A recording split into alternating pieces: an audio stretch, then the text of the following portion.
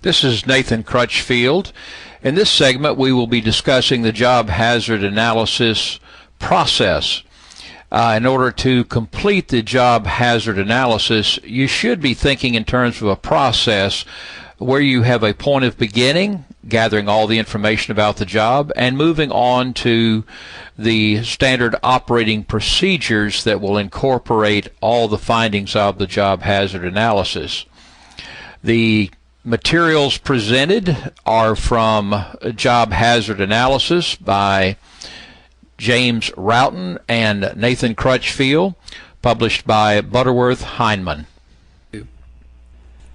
The job hazard analysis has a number of pros as well as cons. It is an essential safety management tool. Used consistently and correctly, it will increase your ability to build an inventory or portfolio of hazards and risk associated with the various jobs within your organization and being performed by your employees.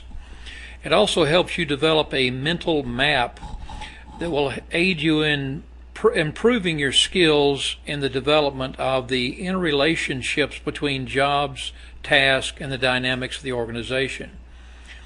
As you build a portfolio of job hazard analyses, you can improve your safety toolbox and the skills that will increase your effectiveness in implementing your programs in the face of what we are now seeing as constant organizational change. It provides you a basic methodology and structure to recognize hazards, as well as the elements of personal behavioral choices that are associated with each job. On the con side, this will require commitment and for you to break the habit of working just toward programs and not think in terms of a process. Therefore, it will require time and budget. It will require patience. We are not developing a product. We are trying to develop a process in which you can clearly define all the elements of risk and hazard that go into the various jobs and tasks that are completed by your organization on a day-to-day basis. And last but not least, you may find out things you really didn't want to find out about. As we see it, the job hazard analysis process requires a number of steps. The first step is to pull together all the information possible about the job, its task, and steps that are required to complete the actions for a successful job. We will be using the fishbone or cause and effect diagram to pull this information together.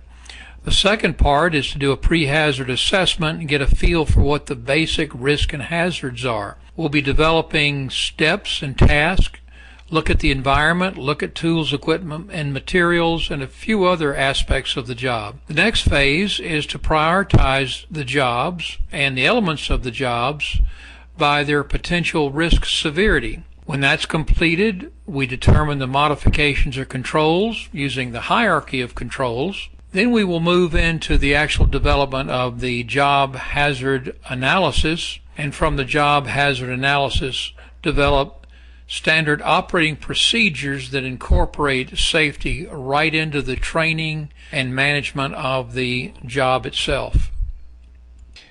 We will continue the process in our future discussions and work our way through job hazard analysis, a guide for voluntary compliance, and beyond.